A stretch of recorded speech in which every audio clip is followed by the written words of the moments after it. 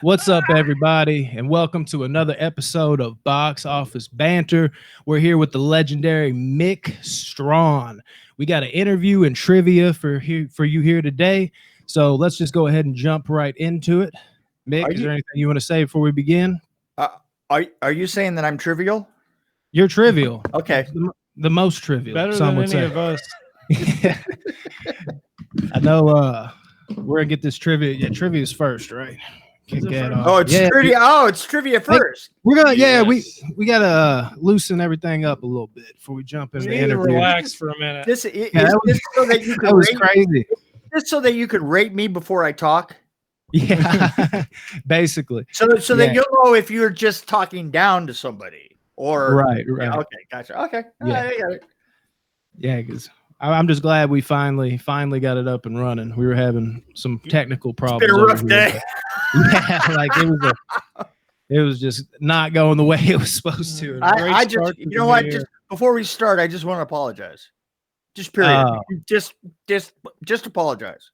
Okay. Hey, We anytime. understand. Yeah, 100%. All good in the hood, man. What you got? All right, yeah. So Trivia time. I got 15 trivia questions here. Ooh, are you real quick? Are you good at movie trivia? You think you're gonna do? How you gonna fare in this? It's you know what? I'm gonna do 7 out of 15. 7 out of Ooh, 15. okay. Okay, That's that'd probably pretty be good. better than what we do. So you might get the W on this one. I'm not sure. You know what? Yeah. If that's okay, because if I only do 2, I'm just gonna disappear. Right. I hear you, man. All right, let's jump into it. All right, so Okay. the first question: how many people does Jason kill in the first Friday the 13th? Ooh, None. That's No, 1. Sorry, no, 1. Is it? is it? So they've all got whiteboards, so they wrote answers down. Rodney, you want to say what you wrote down first? I wrote the letter 0. The letter 0. The letter 0.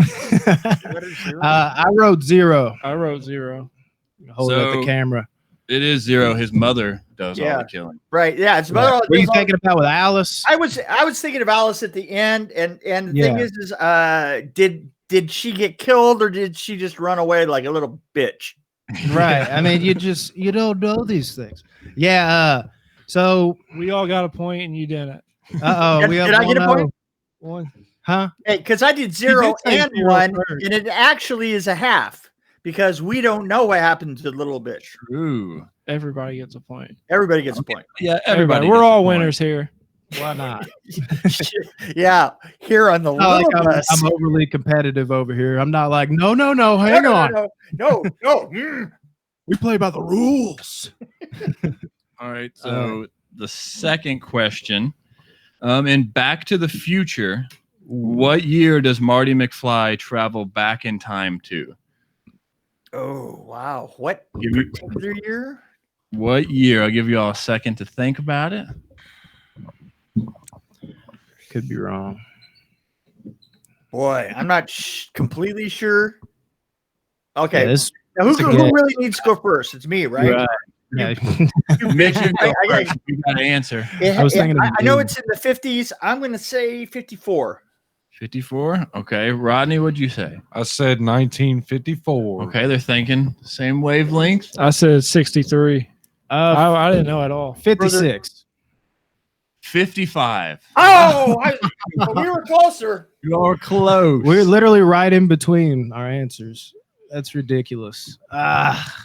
Question 3. Where did Kevin's family travel in the movie Home Alone? Where did they go on vacation to? First one or second one? The first one. I should know this. I literally just watched them for the 25 Days of Christmas thing. None I of do. you all have anything written down yet? I do. Oh, you do? Okay. Yeah. Give y'all like 5 more seconds. I hate this. Don't copy mine. No, because I like part of me's like, did I see yours and that's what got me, or if I was like, duh, I don't know. Well, I said Paris. Paris? New York. This ain't right. I'm just gonna write it because I feel like I got it from Tyler. Just put England. I know it ain't right. Rodney? I said Hawaii, which I know is wrong. Hawaii. Mick, I think it's Paris. New York. New York.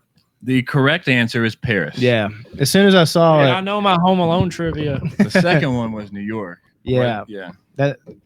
that's what I thought. I was like, it's in the Oh, title. the second one was New York. The first one was Paris.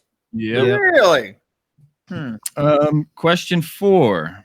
In the movie Mean Girls, Oh no. the Ooh. Plastics performed a dance to which Christmas song at the Winter Talent Show? Oh man, I'm gonna do. I don't know if this is right. You a fan of Mean Girls, Nick? Mick? Yeah, I've seen it, but here's Pretty good. here's the I problem. know. I probably saw it when it was in the theaters, and I kind of doubt that any of you did. Yeah. And therefore, it's a long time ago, so the trajectory is a lot longer. And I'm going to say that I have no idea. No idea. Yeah. Rodney seemed pretty confident. You all got What I your like to answer? do in that situation is just write out a Christmas song because you never know. Well, But, yeah. I What don't would even be? know. What would that Mariah Carey song? Oh yeah, it's weird. We just flushed all the Christmas out of our systems. Yeah, you know what I mean? yeah. It's not even on our mind anymore. I couldn't remember a Christmas song right now if you got in ahead and tried to pull it out of my ass through my tonsils. Yeah, right. What y'all got written down, Tyler? I said Santa Baby. I don't. Is that even a song? I don't think so. I think you're Santa That is- baby. That is It's the a song. words. It's the words in one song. Yeah, Santa baby. What'd you write down, Brandon? I got Jingle Bell Rock. That's the right answer. Yeah. Jingle Is Bell Rock. it? I was thinking that's what it was, but 100%. Jingle Bell Rock is the correct answer. I hate answers like that though, because you have some confidence because you got that gut feeling, but you're not exactly sure. That one had me mixed up a little bit, but I'm glad I I knew that. got the dub. Question 5. In the Hunger Games, what district Ooh. was Katniss from? Jesus. Number What? 13. Make you saying 13. District 9. That's another movie. Another movie. I don't know. I have a feeling we're like saying numbers, and it's not even gonna be a number. It's gonna be like a. I don't know. I Hunger had 9, Games. but I realized It's actually squiggle square square. Okay. It's Morse code. Sports You code. confident, Rodney, in your answer? Not too confident, but maybe. Tyler, you got an answer? Yeah, I put 12. Brandon? Put District 5, and I have no idea. I don't- put 12 too. Not a big Hunger. And Mick, Games. you said 13. Yeah. Correct answer is District 12. Oh, sweet. So Damn it. Thanks for bringing up that District District 9 9 movie. Yeah, I Yeah, just literally same. I almost coaxed you into that answer. Okay, let me turn this around. Uh Who directed District 9? huh. Ooh. Neil Blomkamp. What? Is that right? Is that a person? I think that's how you say it. Neil Neil Blom- Blomkamp. Is that it? Well, see, now you got me running to my phone. You're like, let me Google this. Wait, it's he's also I the feel one like I that did know the terrible kid robot movie. Fuck. Blanking. Google Magic. Wasn't it Jackson? Jackson. I don't know. I haven't even seen District. Dude, when did that even come out? That was like 10 years ago, wasn't it? 2009. Maybe even more. Don't make 10 years ago sound like it was that far back. No, it doesn't feel like it. Neil Blomkamp. Yeah, Neil Blomkamp. Oh, am I thinking of who produced it? Maybe that's it. I don't know who produced it, but the director is Blomkamp. Who did you have in mind? I was thinking that it was Peter Jackson, but I guess I'm wrong. Oh, really? Yeah. Yeah. I thought it was more. I don't know Blomkamp. Maybe he's like a popular director, and I'm sleeping on him. Well, he did Oh, wait. Yeah. Producer No, Peter Jackson. Peter Jackson's company did the visuals. I'm sorry. Yes, that's right. That's right. Because it won an award for visuals. Wingnet did all the visuals for it. See, that sounded right to me for some reasons. I thought it was a more upper echelon kind of director. Because I thought, could have swore I went back and saw that movie. Didn't see it again, but I heard about it again. And I'm like, he directed that? But the visuals were done. It's a more interesting story about how they did the visuals than anything else, because it was one of the first of the truly low budget, really amazing look kind of like the next wave of Okay. digital. Yeah. Yeah, just movie magic. They made the best out of a shoestring budget kind of deal. Yeah, but it's Wingnut was like the next phase of that. Yeah. Okay. Awesome. I gotta watch that one again. Question 6. Who was the only non-Jedi in the original Star Wars trilogy to use a lightsaber? Ooh. The only non-Jedi. Come on, dude. None of you? Yeah, I don't have an answer. I don't have an answer, man. I'm stumped, dude. Do you have any idea, Mick? Oh man, that is really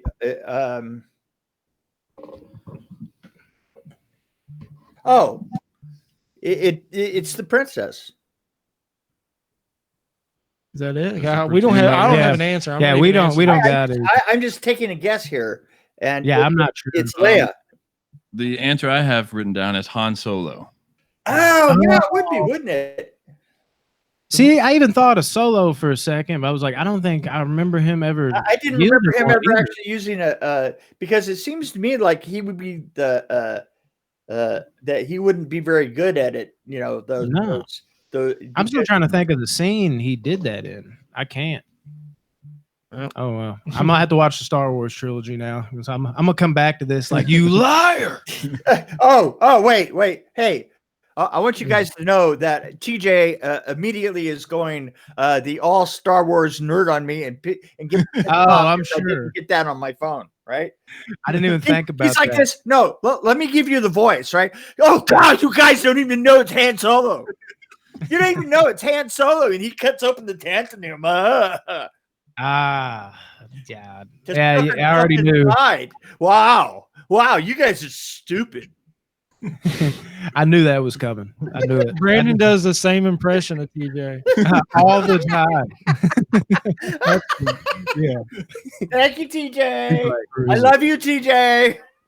Yeah, dude, that's great. All right. Next You question. guys don't know anything. In what year was Jim Just wait. Carrey's first film released? Ooh, first film. Jim Oh, Carrey's Lord. first. I'm trying to think of what his first film was. Ace Ventura.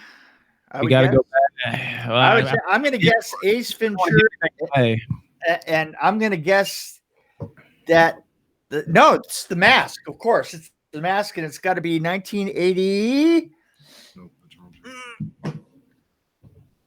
Boy, they did it right after Nightmare on Elm Street 4. I know because my crew's bleeding off to do it. That's 86, 87 or 88? 87. No, 88. Let's say 88. Rodney, what you got? You said you know the movie? I know. I don't know. I think I know the movie. For some The reason, Mask. he's looking on his phone. I was I'm like, wanting to that's not say- allowed. Trying to look it on your phone? Movie Once No, Bitten. he's not. For a second there, I saw him like doing this in the corner. I thought he was on his phone. He just had his board. You know what? With this bunch, that wouldn't even help. We're that bad. No, I know. It's sad. I'm Um, ready to tell mine. yeah, It's a guess, but I know what'd you it's guess? 85. Oh, is it? 89. so correct answer is 1984. I knew it had to be Oh! early 80s.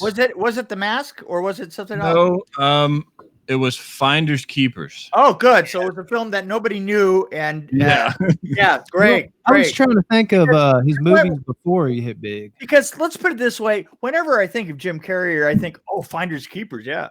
Yeah, no, never. I was thinking like Ace Once Ventura. Bitten. Once Bitten That's was what one I he was did. thinking That was was pretty Once good. Bitten. Once Yeah, Bitten, but he that did was that. later. All Earth And then, Girls Are Easy Yeah. That with movie Jeff was awesome. Goldblum. Yeah. Yeah, Oh, he- that's right. Yeah. Yeah, he had a couple in the 80s there that like, were before his big blow up, big break. I Well, think the that Mask was was 89. The Mask would have been the first one that really bumped him up. Yeah, he really hit his stride after that. Yeah, I knew it had to be one of those low, How many but years but I'm sitting there, I'm like, I know those weren't his first movies though, so I had to guess just a random early 80s, and I was off by a year, of course. That's how it always goes. You guys aren't keeping score, are you? I started to, and then I kind of forgot about Good. it. So, no. I was, I've got mine. you know what I written. was trying to do? I was trying to distract you from keeping. Is that what was It going on? worked. Did you really forget? Yeah, I forgot to keep. That's I knew he was going to do that. Okay, next. We'll have a more It's probably official best. one next time. Hey, my plan worked. Right. I'm just gonna say I won. Okay, if it's cool with you guys. No, You I'm got to just give it to playing. the guest. Mick wins. Okay. Mick wins. Next question, though. Where was the entire trilogy of Lord of the Rings filmed? New Zealand.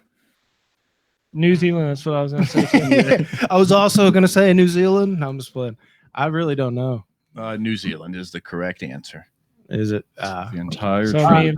me and Mick got it right. Can I throw you something? Is the production Yeah. designer, the production designer that did Hercules Mm-hmm. was me, Really? my art director, and my entire crew, which I trained on Hercules, then Mhm. moved immediately over to Lord of the Rings as Oh. I was leaving to come home, and they snubbed me because they wanted an all New Zealand, because Peter wanted as many pure New Zealanders as possible. So I actually trained all of them and then left.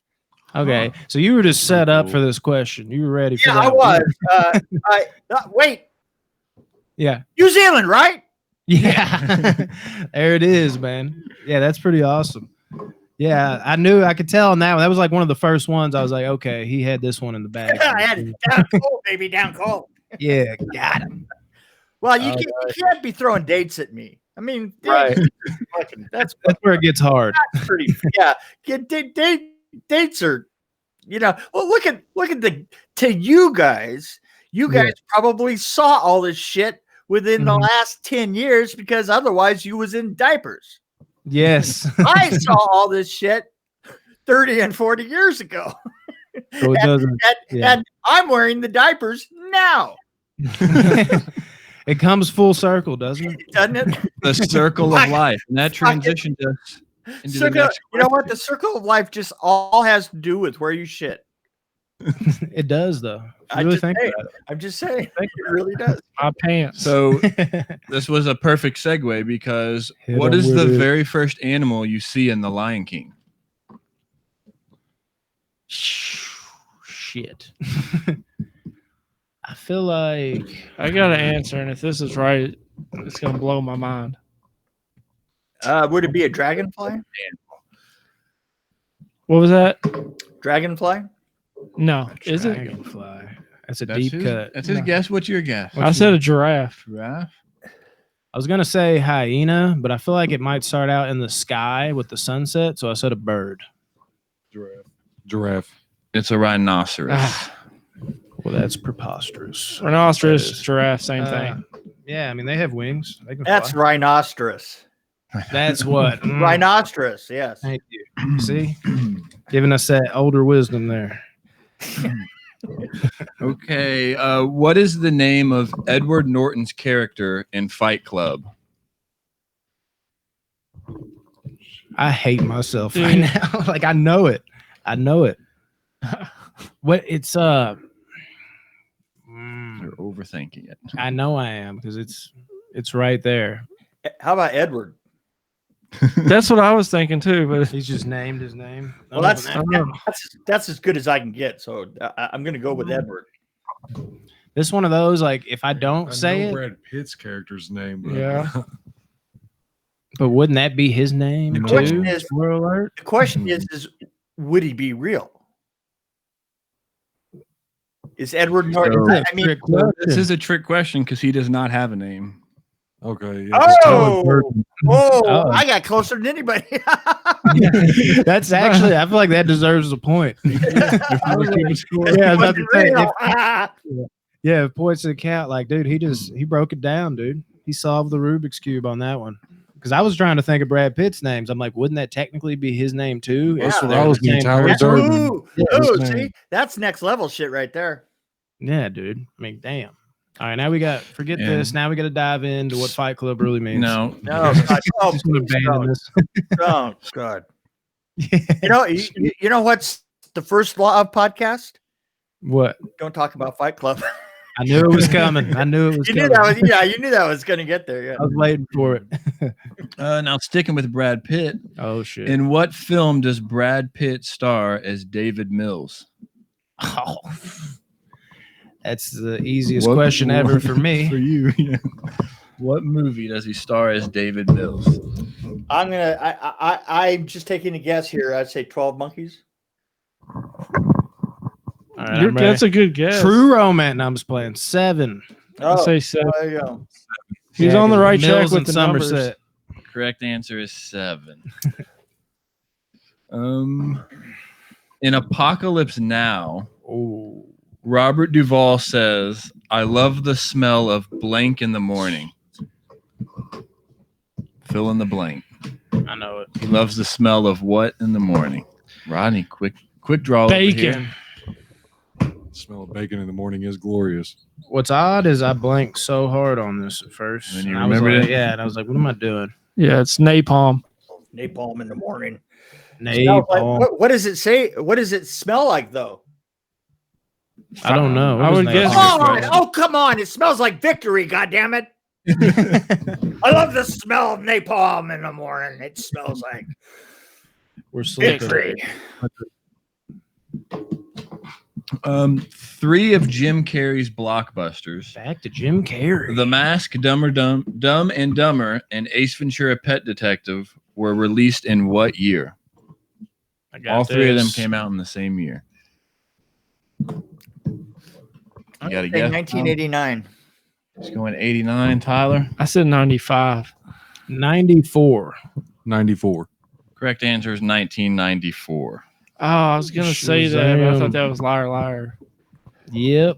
Last That was an question. insane year for him to Yes, it have was. that. Can you All imagine to three. have Well, you that? know what? And if you think about Jim Carrey, really, Yeah. his entire motherfucking actual career, hmm in which he earned all of his money. I mean, literally from then on, he like went back to like, being just kind of a normal actor and stuff, was all in 1 year. That Yeah. was it. I mean, there wasn't other than like, think of the next film after those 3 was Cable Guy. Think of where he went from there. Nature Calls. Yeah, the Ace Vent The with Nature second Ace Calls, Ventura. Liar Liar. But I mean, it wasn't a huge run, really. It was just that Yeah, year. and like, they were all actually, you know what? They were all in the theater at the same time, and they were all knocking each other out like week by week. One of them would like take over from any other films that came in through that year. And it's like Mhm. it's like Jim Carrey would like it would be Jim Carrey, somebody else, and then back to Jim Carrey. It's like all the other films came in and out in that year, and it kept rising back to a Jim Carrey film. That's wild. When you really think about it, it's like, how did he even pull that off? Like, has anybody else done something like that? Like, it's kind of mind-boggling to think that you could have that level of film 3 times in a year, where you're the leading man knocking it out of the park. Yeah. And it's pretty insane. He deserves some cred for that, and I don't think I hear it enough, honestly. One more question. It's the last one. Oh snap! Who's gonna win? This We one's don't worth know. 25 points. Oh, this is the winner. Then this is the 25 winner. What is the first movie ever to be rated PG-13?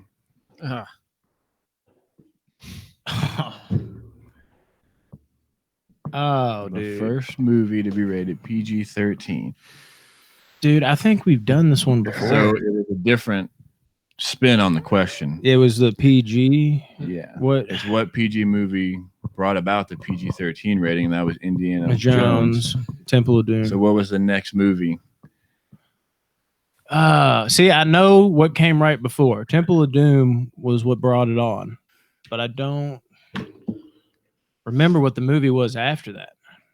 I'm blank. You got a guess, Tyler? No, not one guess. I mean, I can throw a random out there, but how many movies are there? Like, I guess around that time frame, though. I mean, Temple of Doom. I don't even know when that came out exactly, though. Do you have a guess, Mick? Oh, Stumped Goonies. on. Rodney? What's your guess? I said Red Dawn, the 80s version with Patrick Swayze. That is the correct answer. Red Dawn, 1984. Whoa. Wow. Crazy. Did you remember that from last Yes, trivia? because as I was going to say, I think we said it did. out loud. So I was over there. I was like, what was the other one? Damn it. Yep. So you got the 25 pointer. Plus We- 9. Do we got like a trophy to give you? We can like put up in the podcast room, Trivia King. I got a trophy right here. We need a Right. bigger one, Just man. put it through the screen. Oh, thank you. All right. So that concludes the trivia portion. All right. We ready to bust into the interview portion? I see you got your dog there, don't you? What dog? Oh yeah, I'd be like, all right, hold on, dude. What kind of dog is it? Oh, this is Toby, and Toby's he's a Chihuahua rat terrier. Yeah, didn't you call him a terror chihuahua or something like Yeah, that? it's a terror Chihuahua. Yeah. Yeah, like I immediately thought of like a Godzilla villain when you said that. I was just like gigantic chihuahua. He almost looks like it though in the screens. He's all up in it. Blood.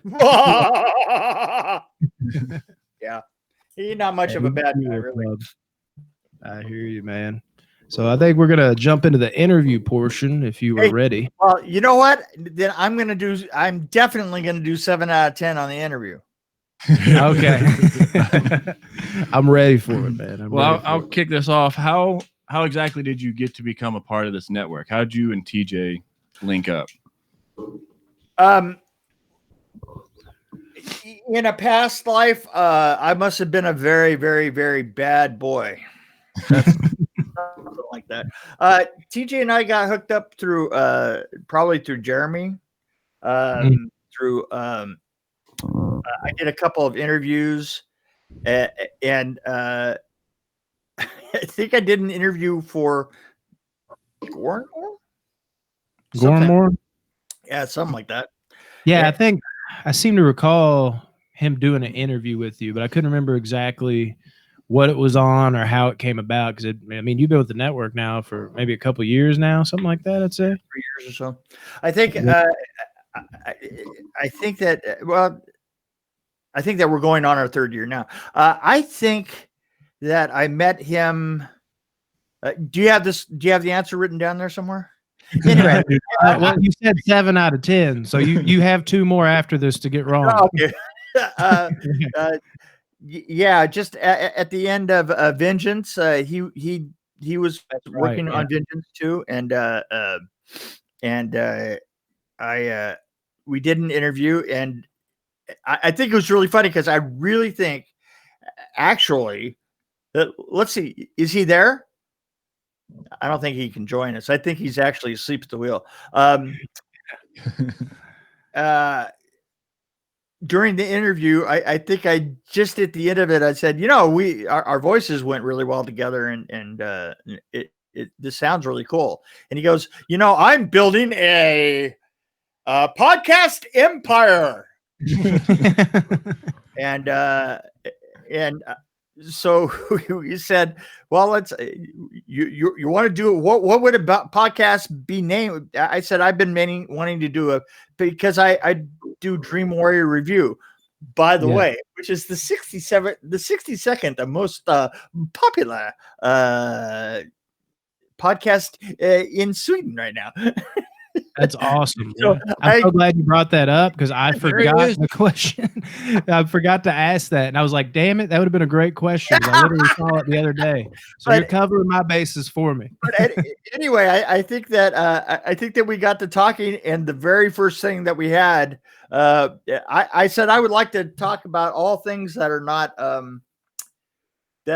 things that are the kind of like mixed story part of Dream Warrior Review, and he says, well, what would that be called? And I said, Rabbit Hole. And we looked it up, and we said, okay, we got it. I think the first couple episodes we were talking about Asian rockabilly. Yeah, yeah, that's right. We went way far afield. I mean, it literally took us like 3 months before we decided to start interviewing and bringing people on, and that has been a trip. I can imagine. It has been so much fun. I mean, we're year 3 now. The number of people that we've brought onto the show. Yeah, we did 40 interviews last year. Yeah, that's great. and the number of people, and so many of them were people that I've wanted to get a hold of anyway. I mean, some of my own personal highlights have been Ryan Usna. right. That But was an amazing episode that we did, you guys. Director of Reanimator. He was That's a trip. awesome. And then Love some Reanimator. the guys that made Dave Made Amaze were a blast and are still, good friends of mine now. What's the name of the guy? I got to find out all kinds of things from the Dario Russo. Dario Russo, yes. You guys know who Dario Russo is? The name Russo sounds familiar. Italian Spider-Man Super 7. Yeah. Have you ever seen Italian Spider-Man? I have not. I feel like I need What the fuck to is now. wrong with you people? Right.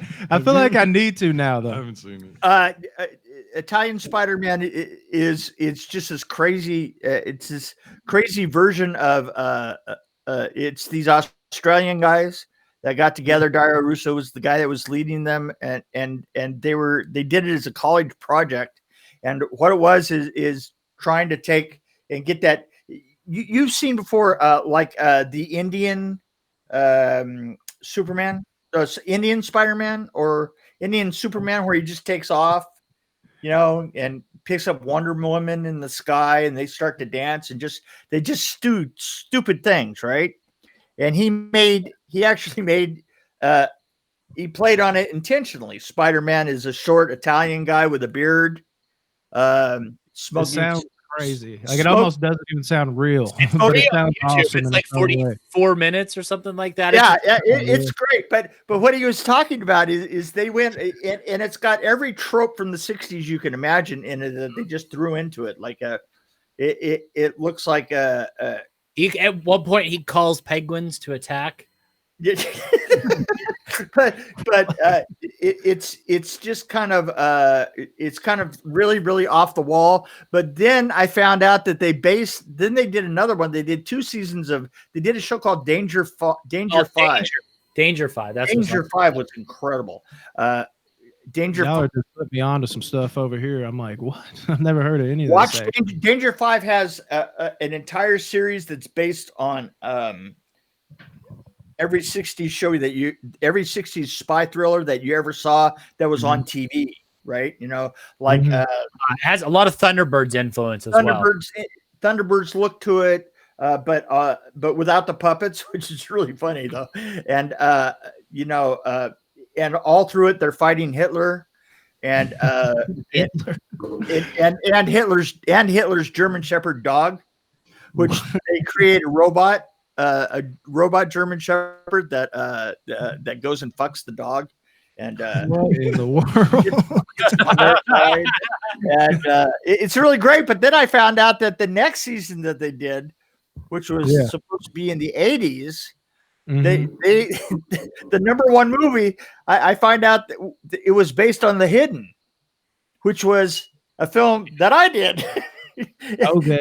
They're talking about all these gags that I did. I was like, holy shit. So awesome. the thing is I've gotten to just do all this really great, get introduced to all these really, really creative people, and I've just had a great deal of fun with it. I can imagine it's just a complete blast. I love how TJ channeled his like jerk the curtain shit and came in like a wrestler breaking up the pin on the 3 count for the title. He just popped into the video out of nowhere. It honestly caught me off guard. I was like, oh shit. I was waiting for what's his name, dude? Damn, why am I blanking? Oh, what the announcer Ross from WWF? Jim Ross, Ross? Yeah, I was waiting for Jim Ross. Like, oh my god, TJ Bowser. Yeah, I was just out of nowhere. I was like, oh shit. Did you guys like the new name Project Louder? Yeah, I like it a lot. I really do. I think it's better. It came from the two of us just fucking around one day. Yeah. Yeah, we literally went back and forth all goddamn day long. We were texting, but it kind of became a weird kind of like contest to see who could come up with the stupidest fucking name for something in the world. And finally, and I can't remember where Project Louder came from, but it was the only word that survived in the title that we originally came up with. Like, I'd love to go through text and just see what the names could have been for this. Right. it's just so funny, man, because it went back. It went forever, and finally it just came down to like this one word that was in the middle of all the rest of them. And I said it. I said, well, because it's getting shorter and shorter and shorter, and finally went. And I think I had the louder. Project the louder, and then he goes, well, how about Project Louder? And we had worked it down one word at a time down to that. So. That's how it works sometimes. Like I wouldn't be surprised if you're like, this is a project, and we want louder with something. It's like just I think at some point he had actually some point in the morning he had actually commented on me being loud, and eventually it became Project Louder. So. There you go. Set it off, dude. There you go. That's amazing, man. You got a real question? Yeah, I got a question. What is your favorite movie you've worked on? Oh, wow. That's subjective, huh? You know what? Overall, I gotta say, overall, as far as an overall project, one end to the other, hands down, it'd have to be Nightmare on Elm Street 4, because awesome. It's kind of part of the reason that I wrote my book Behind the Screams about it, is because I think everybody that was working on that film was kind of the apex of a non-union. It was kind of an apex of the young brash motherfuckers that were going to take over the business from all these union dudes, and they gave us a little bit of money. And we just went ape shit fucking wild. We didn't have a script. And here's the great thing about it. We were all working so hard and we were so narrow on just doing it and doing it well that we didn't even have writers, and it still came out as good as it did. So it was just a lot of fun because it's so rare that you have that many people that are of a particular age. I mean, I was an old man. I was literally the old man, one of the oldest guys around there, other than Robert. He just had a mustache at that point. Yeah. And I was 31. Yeah. So I was an old man at 31, and I was basically directing all of the look of everything, all of how the effects looked and developing, how they were scheduled with each other and exactly how the sets looked and the color, the whole thing. And I thought that we did an incredible job. And the feeling of it when you walked away, was like, yeah, that was a motherfucker. That was, and little did we know that it was just going to kind of be the last of that kind of era, you know, because from that period on, you went into the 90s, and the 90s had the CGI kind of nibbling at everything. And it was the first time that the unions kind of came in just as the big money started to take over all these little non-union ideas. And all the thing is it mixed, the 90s mixed everything around, and it was the beginning of the CGI. And that would have started happening. Right, exactly. And so it was literally right there. That was kind of the last of it. I mean, Forrest Gump came up really soon after, and as soon as Forrest Gump was out, then everybody bowed down before the great god of digital, and it went from there. Yeah, Gump has that impact for sure. Yeah. I gotta go take a dump right now. Okay. Anyway, what? Yeah. Question 3. You seem to mainly dip your toes into the horror elements of things. That's more, it seems like, the genre you work on. What do you think is probably the scariest movie you've worked on? Oh, the scariest movie I've worked on. It's Scarecrow. Dark Knight of the Scarecrow. Yeah, Dark Knight of the Scarecrow. I like how TJ's got to tell you the movie you worked on. I know his entire career front to back. That's why. Between that and working with Jeff Burr on Leatherface. Okay. I think that I'm actually kind of. It's funny because I don't know that I am. I mean, I understand horror really well, but I think it's a particular type of horror. It's more of a. I want to say actually, it's more of the idea of adventure horror. You know. Yeah. His That's color kinda- palette applied to the right set looks amazing, Yes. and I think Yeah. that tends to mesh best with horror. Yeah. You know, it's kind of a kind of the roadshow versions of horror. I'm best when I'm put in the adventure of letting the sets themselves and the place help drive the script. You know, helps say what we're doing. That's the production designer in me. We have a film coming up soon that I'll be directing called House in the Pines. the House of the Pines. Thank you. You know, It's great. It's even better because we step can't out. watch I EJ can anymore. step out, and you guys can take on from this because obviously, but it's got a lot of the same. I see kind of the development of horror as being kind of an adventure. I also see like if you go back to some of my favorite stuff that I've seen, it would have to be kind of along the line of Evil Dead 2. Yes. Which in a certain respect is the same way. It kind of takes you on a voyage in one place, you know? You know, that development of the set and the lunacy of what's going on is constantly evolving and getting bigger and weirder and weirder and weirder. I would also go back to Peter Jackson's early films because they're very much the same way. I can't think of the one where they're in the house and the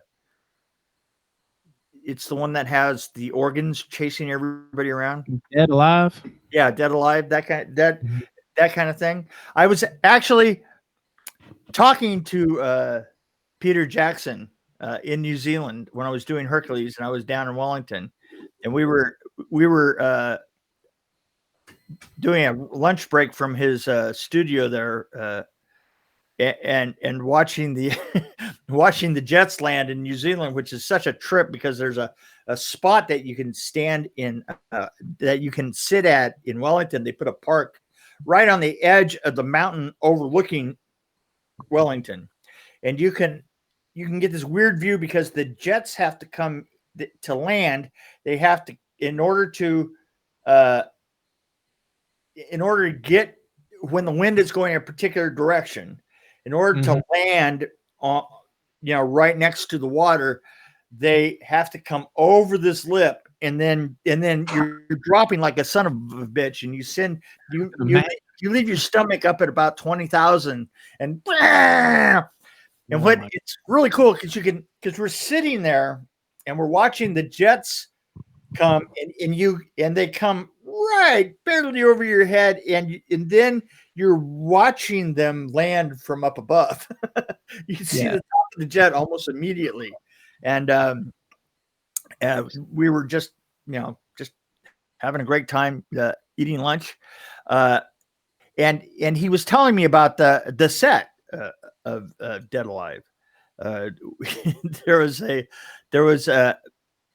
They had so much blood in the final scene that as they started to film it, in order to save money, they'd used 2-foot studs. They had to build a platform so they could puppet everything, and they had these 2-foot joists on the floor, and they'd cover it with 3/4-inch particle board, and it was so soaked with blood that actors started just disappearing. I can't even imagine how much blood that is. Well, isn't that movie still hold the record for most blood used in a scene? He made a post about this. Don't Or is start. it Chapter 2? Nope. What is it? It's my film. Whoa. Oh, yeah. Which film? Shower scene in Blade. That was my gag. Oh my Yeah. god. I just watched that before I got here too today. Yeah. That scene is crazy. And that's sad on me too, because I just bought the 4K that came out and I watched it like maybe a week ago, and that wasn't even on my radar. But now that you say something, and of course we're over here interviewing you, like we should know this. Yeah, really. Come on, No, We're slipping, dude. We're slipping. Yeah, I had heard that that there was a shower scene, a shower of blood scene in a film. I can't think of the name of it, and they said that they took the record for the most blood used in a scene because they used 500 gallons of colored water, but I don't think that counts because the shit that we were pumping on Blade was fucking thick. Oh, I yeah, hear it you. looked, I think it might have been it. I think it may have been it that did that, because I think I remember them talking about Hitch that. Chapter 2 did like a hallway. Or Yeah, something they like did that. something like that because they were kind of comparing it to like The Shining or something. For how Yeah, much but blood the was thing is, used. all the Shining was a half scale model. Yeah. And it was so obvious. I've gotten Yeah. this argument with so many people, and I go, "Come on, it was a fucking half scale model. You knew Yeah. it. The way the water was moving was not in. Yeah, it was in a completely different scale, which is what made it look so cool. But we didn't want that look of like little trickles of water running down the face, and like that always happens when you want to do the rain of blood. So we did a fucking rain of blood. We literally were using 3/4 inch around dough mixing heads, right? And we put those up and kind of dressed them up to look like they were the rain heads. Yeah. They weren't, because they were a 3/4 inch. That many 3/4 inch heads. In order to spray like that, had 3 enormous pumps operating at the same time, and it literally took about 2,000 gallons just for the system to fire up. That's ridiculous. Oh, we had the tank that was outside. We literally we had a ring of what we used. We used a shower and support facilities that you would use for a fire. Like a not an in-town fire, but like a fire out in the woods. Yeah. Base camp, they have all these. Just enormous, so that 100 people can shower at once.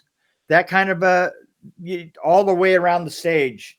It was such a massive pain in the ass, but in order to actually, we had one test where we used the blood and we got the thickness that we wanted, but in reality, we did a test on it.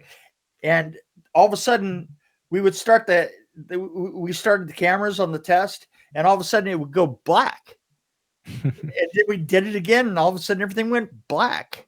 And and finally we're sitting down in a meeting, and somebody goes, a cameraman goes, I have a feeling, I think I know what's happening here. I think that the blood is so thick and is being pumped so thickly that that within one frame, it eliminates the light, period. And the thing is film used to have a certain latitude. It's like if you drop below a certain amount of light coming in, it looked black. It just went complete, but you didn't see it that way.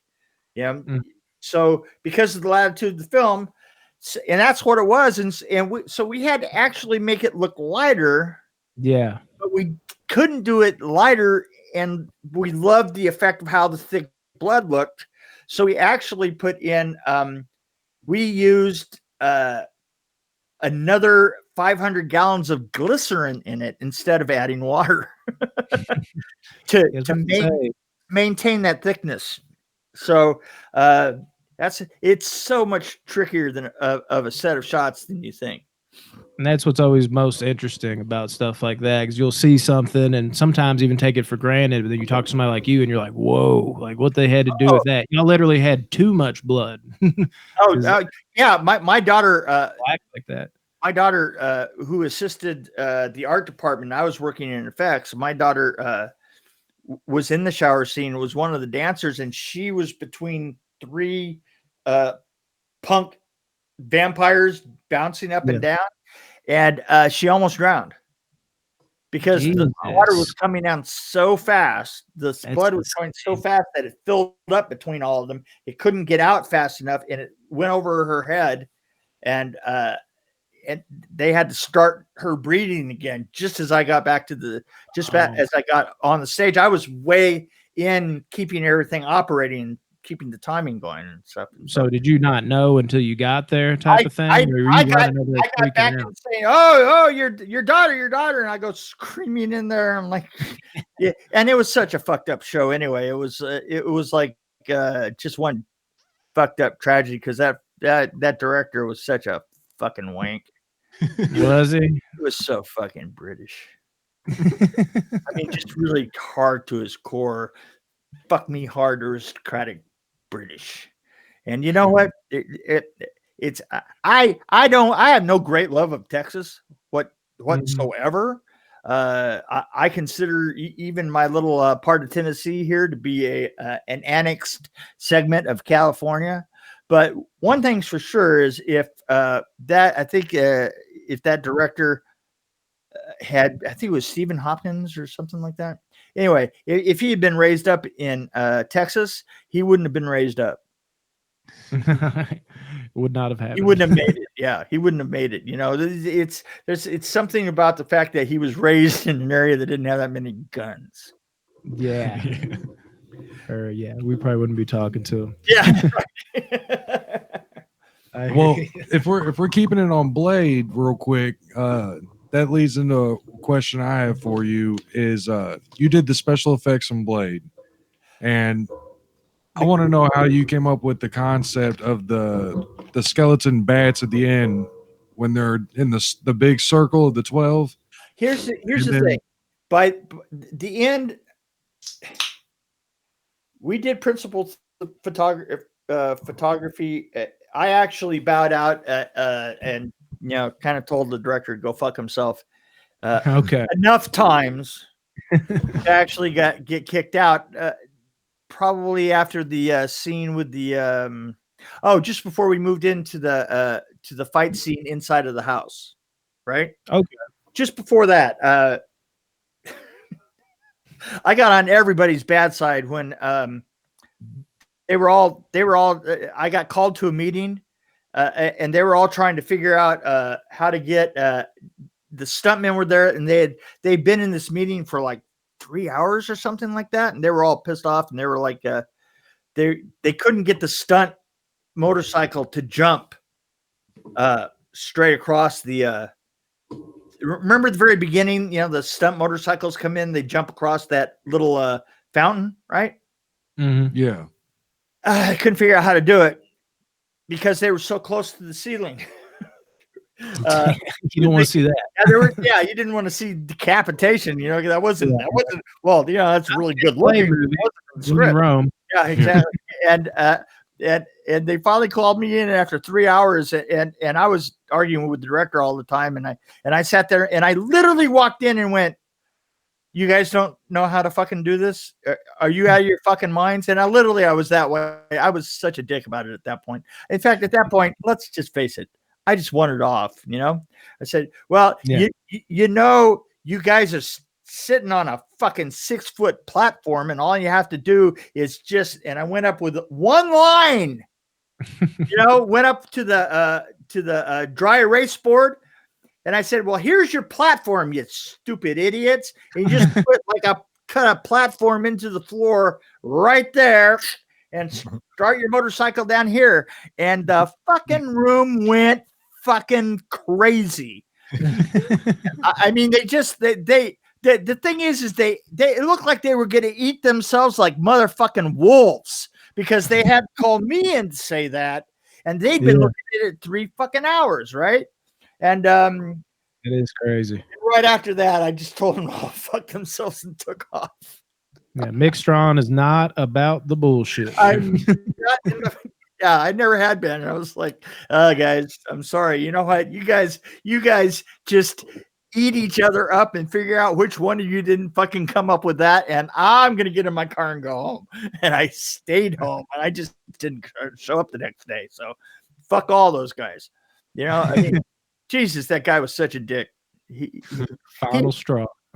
Well, he would do things like, he would do weird things like he would say the day before we shot, you know, that big scene where the wall blows out, you know, and the big fat lizard, the big fat guy is in the room, Yeah. right? And that wall blew out, right? Mhm. Which I thought was a great gag of mine. Everything was built in to that wall to blow out by air. Mhm. And in that way we could blow everything out. And as it cleared, you could do it on one shot. You looked at it, and as everything cleared, you were actually looking inside of the set. You weren't looking at a bunch of equipment used to blow it out, because I built it into the set. But at that point, it just got to the point where they had, I think they had almost 30 cops and that got killed in that scene. It was crazy, right? But the problem is that each one of those uniforms, Mhm. there's 3 copies of it. So that's 100 uniforms. And they all have to be prepped with squibs in them, right? Mhm. And he changed the color of them the day before we shot it. And I swear that literally the wardrobe girls just burst out into tears. Oh, That's man, how hate to see that. he was. Yeah, unlikable bastard. So, but he Never did go had on him on the to do, show. but he did go on to do the gentleman, the amazing something gentleman, you know, where they're going around in a submarine. Really terrible film. Yeah, Probably why I don't know it. he's working on pouring plaster molds these days. Fuck you, Steve. Oh, really? Anyway, You missed out. Well, this might be a perfect segue. Who's the most unpleasant person you've worked with? Yeah. That's what I was- oh wow. If you can't answer, we understand. Do you think that I would name names? Steve Norrington. I'm going to go right down the line. I'm going to say Steve Norrington, the director of Nightmare on Elm, and the director of Nightmare on Elm Street 5 was a dick, and I walked off with that. And I didn't like that one anyways. Chuck Russell was a dick. Those compromise my big 3, you know. Who's Chuck Russell? Chuck Russell, Nightmare on Elm Street 3. Okay. Was that the director? Yeah. Or okay. Yeah, I didn't know the director's name of that one. What the fuck? I know What- Rennie Harlan did 4, right? Yeah. Okay. Yeah. Yeah. See, I just blanked out. Fuck you, Nightmare on Elm Street 3 director guy. Whoever that dude is. Yeah, Get him. who shall not be renamed. Oh, it's me. Yeah. Is there a job that you were offered that you wish you would have done that you might have turned down? Evil Dead 2. Oh, What? yeah, that one would definitely sting a little. I hear you on that one. Yeah, but I think I did Nightmare 4 instead. So it's Yeah, kind of almost evens out. hard to tell. And the thing is I know that they may not even line up when we were working on them. It may not line up, but I know that I was going to do it and wound up not, and jumping on Nightmare instead. I have to tell you the truth.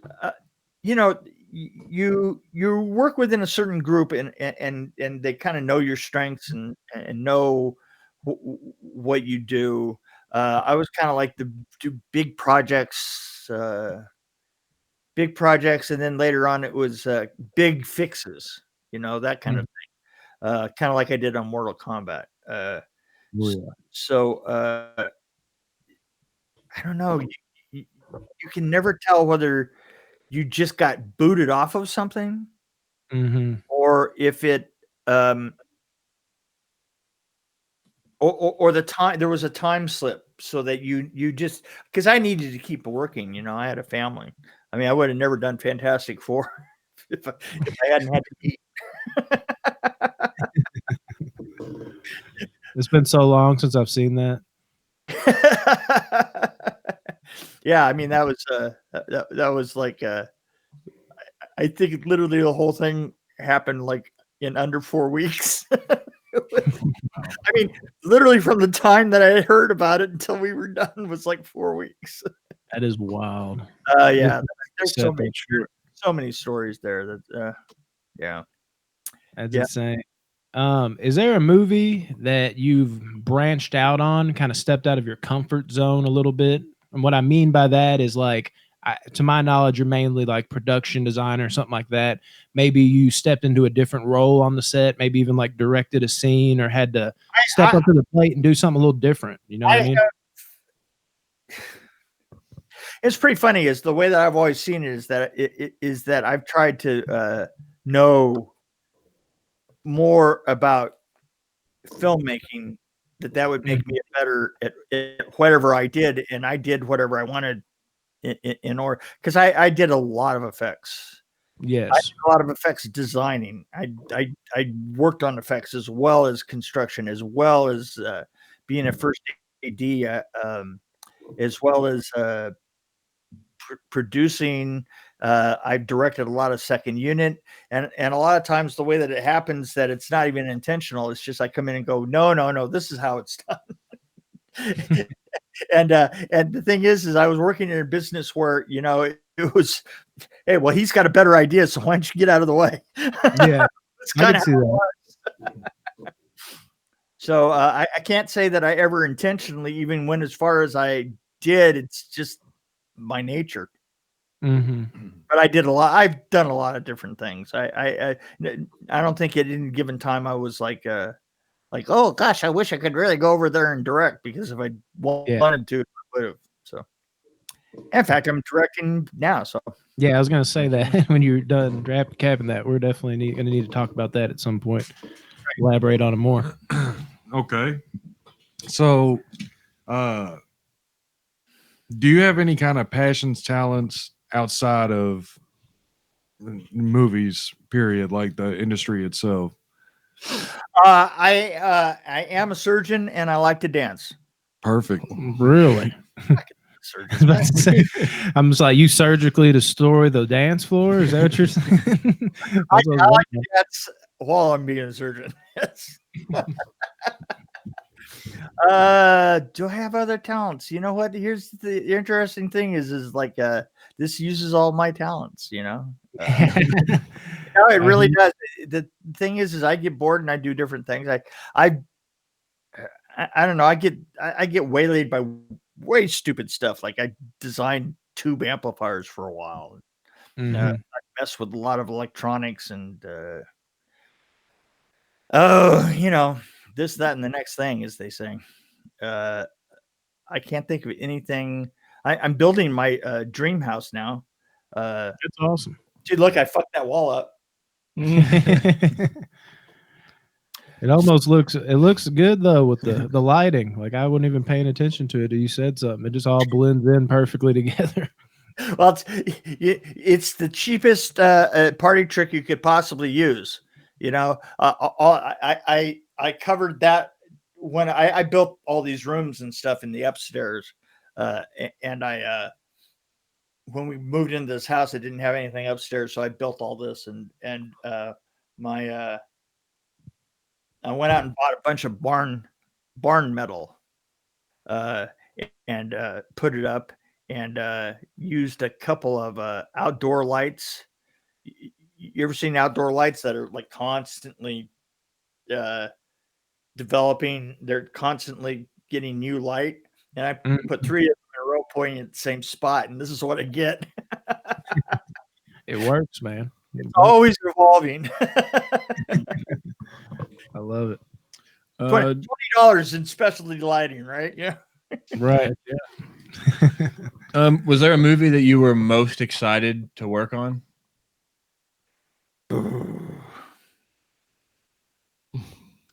Yeah, I don't know. It's really hard to tell, isn't it? Yeah, Yeah. you know, the Nightmare I on was Elm curious, my bad. You go ahead. You go Yeah, ahead. say Nightmare on Elm Street 3. I didn't even know how important it was until like I was done with the fourth one. I had no clue. I was like, Mhm. because back then finding out things was like so much more difficult than it is now, you know? I can see that. That's a good point. You know what I'm saying? I mean, you know, now everything's apparent, right? You know, everybody's been talking about that period and stuff, but back then, it was just another film. And I don't mean that because the thing is you go out and you bleed on every one. You know what I'm saying? It's because they are a passion. They're not, they're projects, and you put as much passion as you can into it. But once you walk away, you're doing the next one, and you determine what your rules are for that one, and then you leave it all on the field, and you walk away feeling like somebody reached up and yanked your dick out and shoved it in your mouth, and then you go on to the next one, and then so on and so forth. I hear you. We're mainly more curious just because we noticed there's a lot of films in like your filmography that aren't necessarily the first. Like there's been a couple before, even Mortal Kombat. There was a game before Texas Chainsaw Massacre 3. You can throw that in there also with the Nightmare. So yeah. Let's just talk about Mortal Kombat because it's interesting. You said that there was a game before it. Yes. When you're talking about me on Mortal Kombat, there wasn't. And here's the point. I was driving down the road and I have a call from a friend of mine. He says, producer friend. He says, I need you to meet me at Burbank Film Labs. Mm-hmm. And I got to show you something. And so he did. I went across town and I met him there, and he says, okay, tell me what you think of this. And he showed me a film. And he says, okay, at the end of it, he says, what the fuck? Why doesn't this work? And I said, well, to my mind, the problem is that I said, this is that Mortal Kombat game, right? And he goes, yeah. I said, well, here's your problem. The problem is you think that you guys watched the game and then imitated it. And a game can be interesting, but it isn't necessarily a movie. Yes. So, and I said, well, here's what you've got. You've got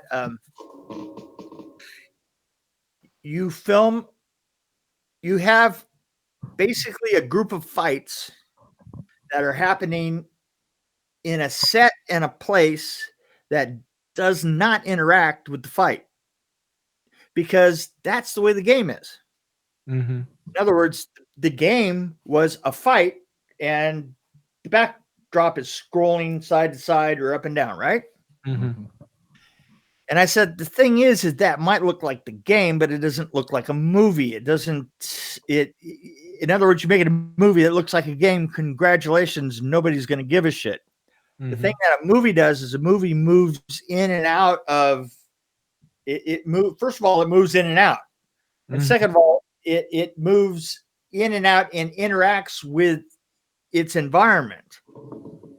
And I said at the time, and I'm sure that you guys are not going to get this reference, but I said at the time, think of the film Robin Hood from the 30s. Nope. Checking out.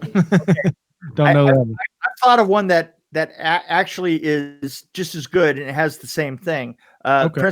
Princess Bride. Yes. Okay. The scene where there's a sword fight with the six-finger man, the very first real sword fight scene in it, right? Where they're jumping over the rocks and all the rest of that. Mm-hmm.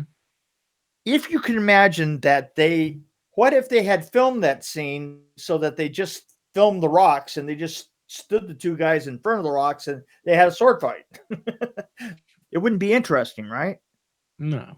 So the rocks were there to give choreography something to hang its hat on. So he said, well, how would you solve this? And I said, well, what we'll do is we'll make a couple of sets. I will then get together with Robin and Jeff Amata. Jeff Amata being the effects and Robin being the Asian lead. I said, I'll get together with them. We'll line up a couple of sequences, and then I'll go in and I'll completely build sets for those sequences. And basically that's kind of what we did. Is for Scorpion's Lair is the main one that I did. And That's what awesome. I did was I built the lair and we did it with steel too. And I built him a frame structure in order to do that whole sequence, including the pole triggering and coming down multiple layers and that feeling that you're in the middle of, the sky or whatever weird place this was. And then I got a look. I put it together with a look out of a page in a National Geographic. That's awesome. I said, look, it's great because we can just use bamboo cobwebs and we put the whole thing together. Now, here's the great thing about it is we literally went to a hangar that was 100 feet tall, 130 feet long, 100 feet wide. We blacked it all out and we got 8 condors, those lifts, basket lifts. And we went down, we bought half of a boat of bamboo, literally off of the docks in LA. Had truck after truck coming off of there, and we sorted it down to the smallest bamboo to the largest, took the smallest of it and started sending it up on the condors to be tied. And we made ladders out of it and bearers. Now, the bearers being the things that the bodies are laying on in there, right? Because if you look around, there's all these bodies suspended. And what the bodies are is I sent a bunch of PAs out to shop in every sex store in town and bring me back all the inflatable sex dolls. So creative. And here's the great thing is if you were looking at that set from the other side, if you're looking at it from that side, looking back this way, you would see that, there's all the like now you got me curious. I'm like, there's got to be a way I can get the right angle if I pause it, or I can kind of see this. We were pretty good at disguising them. We had band-aids everywhere, and then we cobwebbed the whole thing. So that's awesome, man. So we put them together. So what you're looking at is actually cobweb, zip ties, and sex dolls and bamboo. Sounds like a real party. Well, I have to say, even now, that looking at it, that it's a spectacular set. I mean, it really is. It is. There are so many just incredible views inside of it, right? And it was all real. It was all there. We didn't have time to. The thing is they kept impressing upon me. They said, this is a weird idea, and it's got to work because we can't do anything really serious opticals to support it at all. I mean, and they said, well, how are we going to get to it? And I said, well, what we can do is right at the beginning of the Scorpio fight. By the way, the fight in the woods was literally a fucking bunch of people hiding behind. It was 2 guys hiding behind trees. and then going and firing shurikens at each other, right? I was like, wow, you just couldn't get more boring than that. And what I said at the time, I says, what you need an optical asshole. Optical asshole. I go, well, let's go like and that's exactly what it fucking is. It's an optical asshole. So I like to say that I invented the optical asshole, and the best optical asshole is still in Mortal Kombat. That should be at the top of your IMDb page. Inventor of the optical asshole. The optical asshole. The crowning achievement. Achievement, yeah, Awesome. That is amazing, man. All right, I got one. Is there any on-set stories you're surprised people don't know about? yeah. We're giving him loaded question though. Boy, that's a loaded question.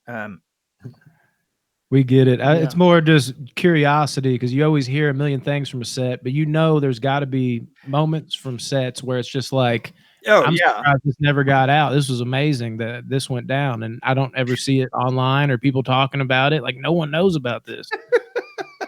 Well, I talked about this one before. Oh. I did. What's the Wahlberg's? One of Wahlberg's first movies. Fear. No, Boogie the X-rated movies. Yeah, it's Boogie Nights, ain't it? Boogie Nights. Yeah, Rodney. I think Rodney said it. I did He was on it. mechanical effects on that, and I was working for a friend of mine, Lou Carlucci, and and I was there were like a couple of us, and we would as something to come into the shop, one of us would take lead on it, and I got the I got the script in the morning when I walked in the office at like 9 o'clock, and they said, "Oh, look, the meeting's already going now." You know, the production meeting. Mm-hmm. Let me explain what a production meeting is really quick. What it actually is it's a huge table. All the department heads are sitting around the table while the first AD reads the script, and he goes and he reads the scene, and then you all discuss it and to see what it is you're going to do, right? Props is I think we're going to need to do this with props, and transportation is going to need it to bring a particular car or something, right? And they literally go all day long. And so so she hands me the script, and she says, "You better get going because I think you got to get across town in 5 minutes." And so I go racing across town, and they're already starting they're going through the first one already, but there's always people that are coming in late to the meeting, right? And as I came in, there's a particular way that you deal with it. If you're late, you grab a script, and you have two scripts. And what you're trying to do is you have a script underneath, sitting down here underneath the table, that you're desperately trying to stay a couple of pages ahead, right? as they're reading in a group, Yeah. And then up on the table is the one that's actually on what you're doing, right?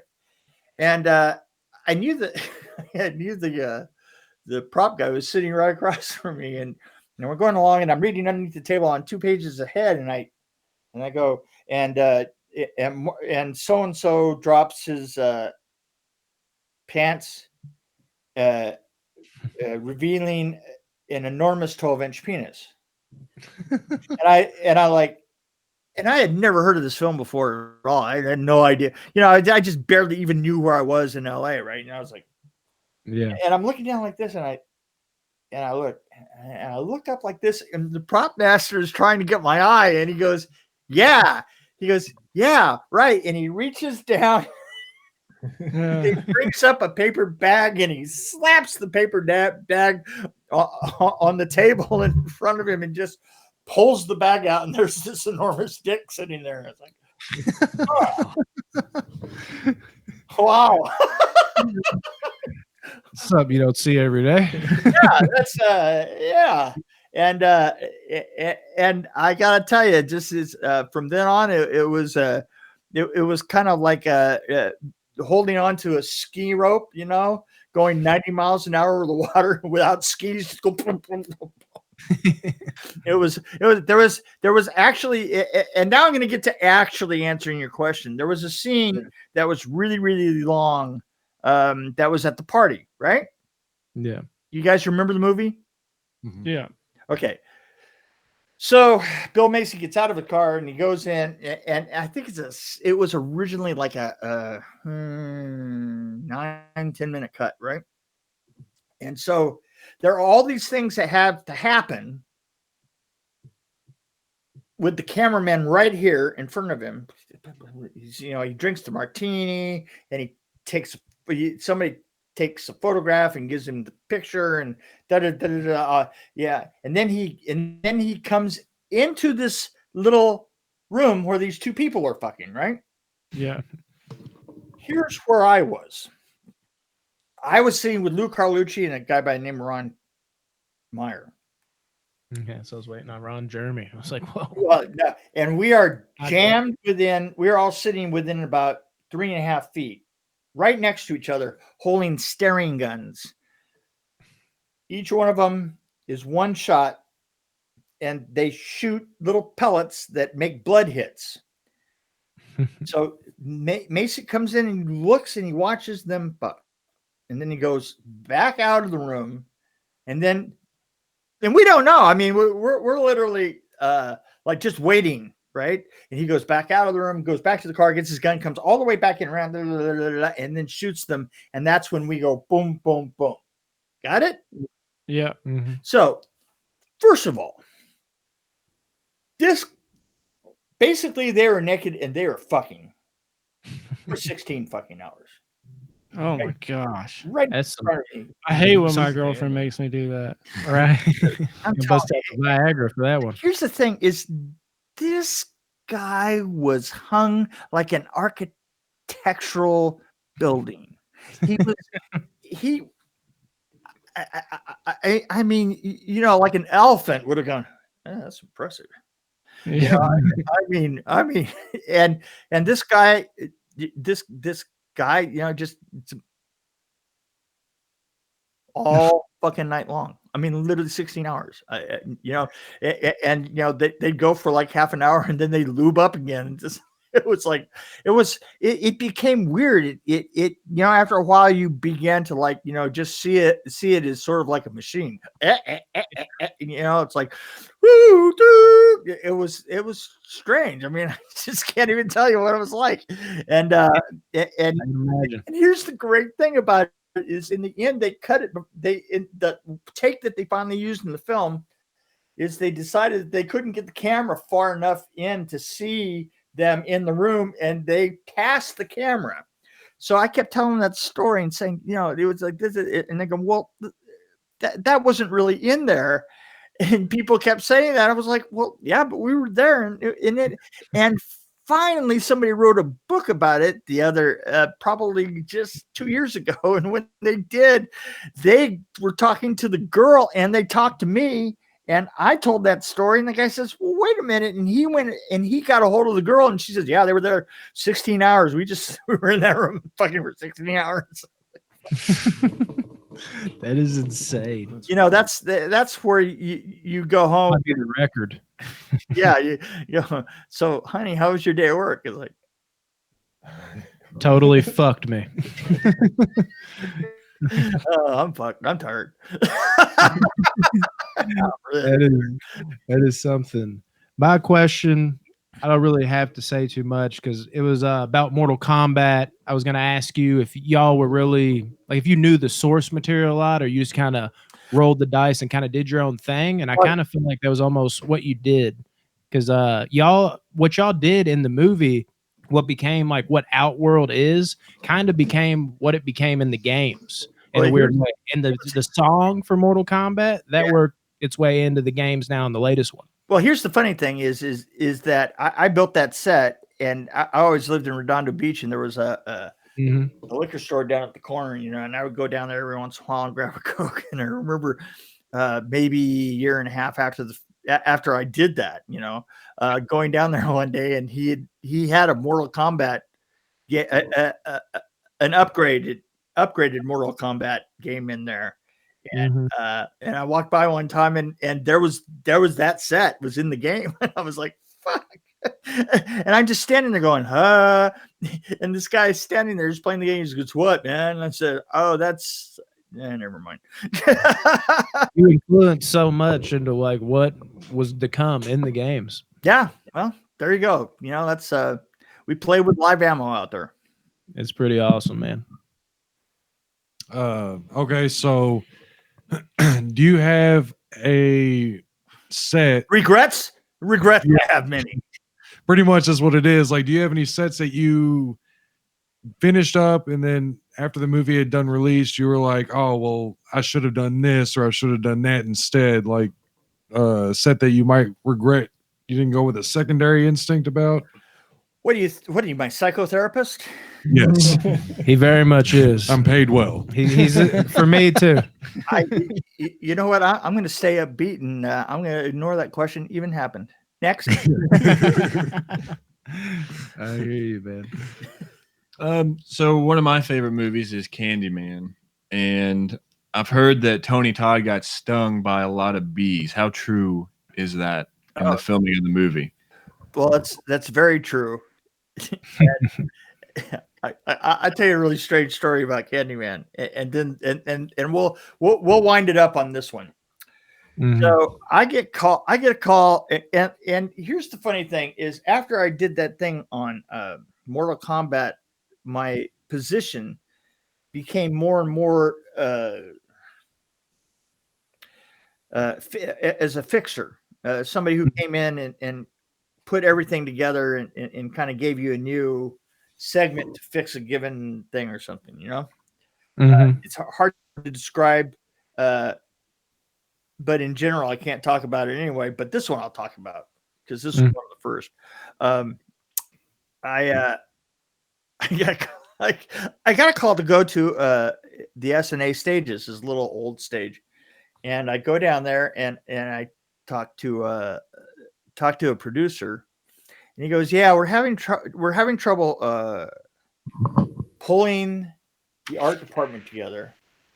And I go, "Well, yeah, but you're on stage out here. You're actually filming now." And he goes, "Yeah, but we're just dropping the ball a lot, and it doesn't seem to be going all that well. And I need somebody to come in and kind of take it over." And I'm going, "Well, I don't know if I said that's fine. But I'm not going to take it over. You can tell you what. I'll come to work tomorrow. We'll make a deal. I'll come to work tomorrow. I'll see what I can do, and I'll just see if I can help smooth things out." And we agreed on a price, and I walked out, and then I realized as I was leaving that they were literally filming right in the stage that was right in front of the offices, right?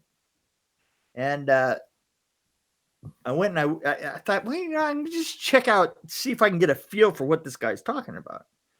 And so I go up to the door, the stage, and I wait until the red light stops spinning, and I walk in. And there's this one thing that you always do when you walk on the stage. You just stand there and try and reorient yourself, because it's always dark. And I'm reorienting myself, and in front of me is the back of a set. And it's a huge set, and it goes off at an angle, and I'm waiting for my eyes to adjust. And all of a sudden, this older man comes running around the corner of the set, down maybe about 30 feet down that way. He comes running around the corner of the set. He crosses in front of me. And to my left is the craft services table. And he grabs a hot pot of coffee and then turns around and then runs back around the corner of the set. And I was like, well, that's interesting. Yeah. What the hell is going on? So I'd be wondering the same. So I just followed him, right?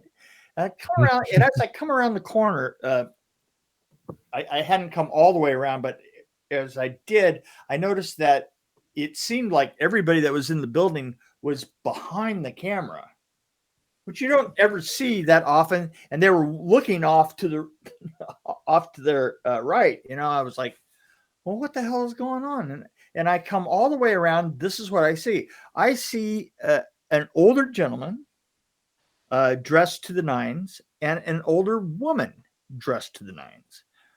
And one of them has the decaf and one of them has the regular, and they are attempting to throw hot coffee on each other.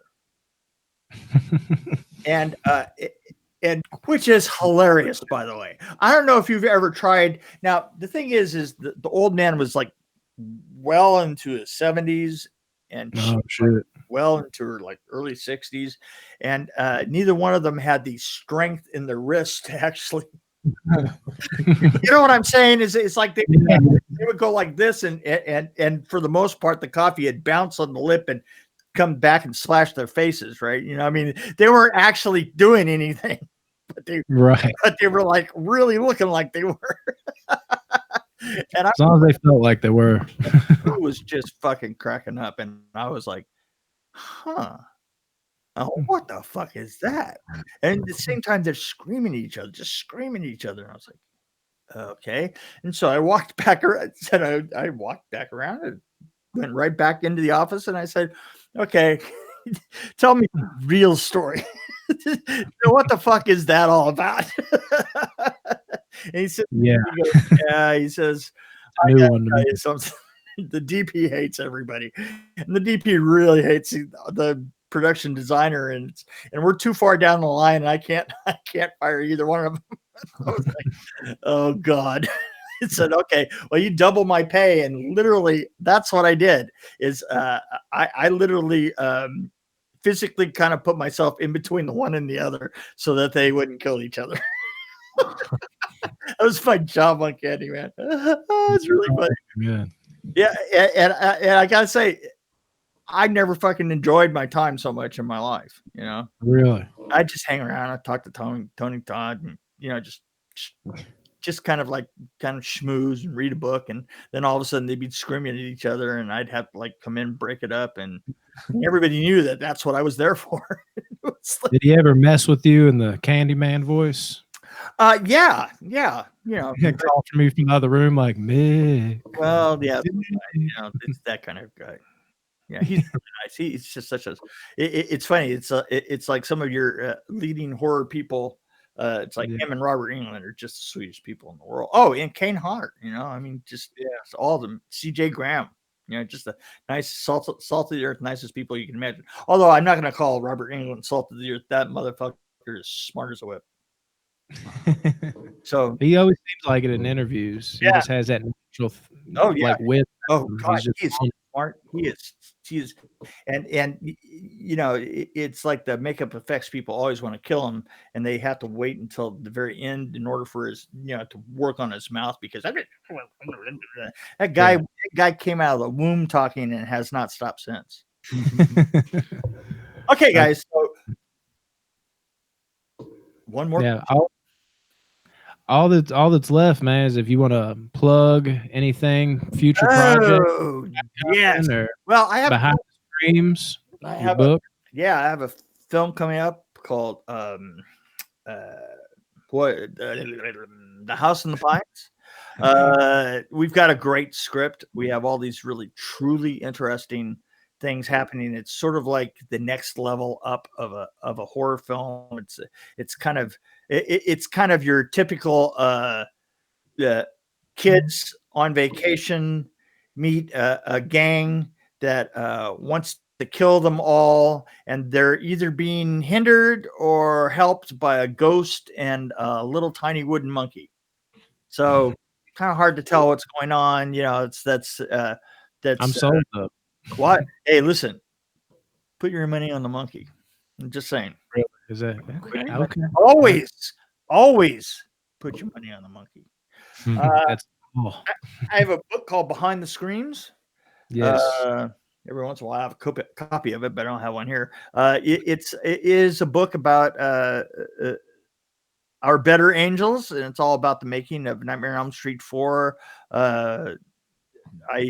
It's me and kind of like all of my friends on the film, literally 45, 50 people are interviewed in that book. And it's really interesting immediately. It's very immediate. It's very, everybody that reads this says the same thing. Is exactly like being on stage. It's like being on a film and understanding where the pressures are coming from. And the really interesting thing about it is that Beans is it is just little pieces of interviews that are lined up around particular gags. In other words, it was the book is written according to the depths as you go along, and the beginning and the music at the end. And that way, as you're looking at all these guys and what their point of view, what the special effects point of view is on this gag, and what the maybe the three different effects guys were doing it, and how something went wrong, and they'll all explain it in different parts of the story. And I lined all those stories up so that you could hear all these different competing stories and stuff. And it's just really, it is quite a trip. It's you would really it is almost as much of a joy to me as being on set was. And it's very personal. I mean, there's stuff. It is from the beginning to end. It's stuff that you've never heard of before. It's just really very interesting book. Sounds amazing, man. Y'all go out and do that. And I have a podcast called Rabbit Hole. I have a podcast called Dream Warrior Review. Both of them are part of the Project Louder. Dream Warrior Review is number 62 in Sweden, number 28 in India. Explain that. That's awesome. Yeah, I mean, you look at your career, and how many times was I ever number 28? Journey to the top, man. Yeah, that's right. Hit it up. Because Mick Strawn ain't about that bullshit. Yeah, I ain't about the bullshit. Yeah, that's right. Up to number 1. Come on, Sweden. All right, guys. I think this probably about wraps it up. We appreciate you coming on, Mick. Yes, it was amazing. I loved a lot of your insight. It's really an honor. I know you work for the same network, but to have you on my actual show, I mean, that's just a whole different level, dude. It's been a lot. You're a big reason why I do this kind of stuff. Even though I'm not in movies per se, I'm talking about movies because you helped that movie magic come to light, man. You're a big reason for that, and I really appreciate you coming on, Mick. Ooh. It's so easy when you can have cuts. Right. Well, you do a great job, man, and I'm looking forward to all your other works. Well, thank you very much. It's been a lot of fun. You guys have played along perfectly. Now, which one of you is a puppet for TJ? This guy. Oh, so I'm going to let him rest his hand then. Yeah. Right. Okay, guys, it's been a lot of fun. Thank you, sir. Yeah. Thank you so much. See you later.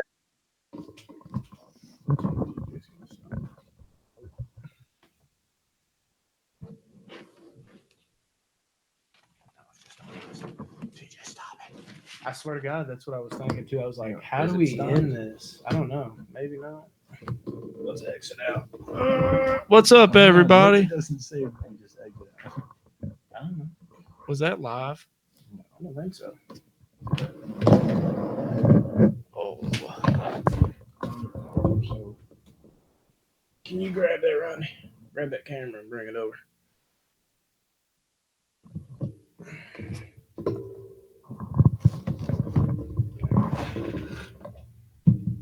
I don't know, dude. He said, okay, I'll go up. But that was 15 minutes.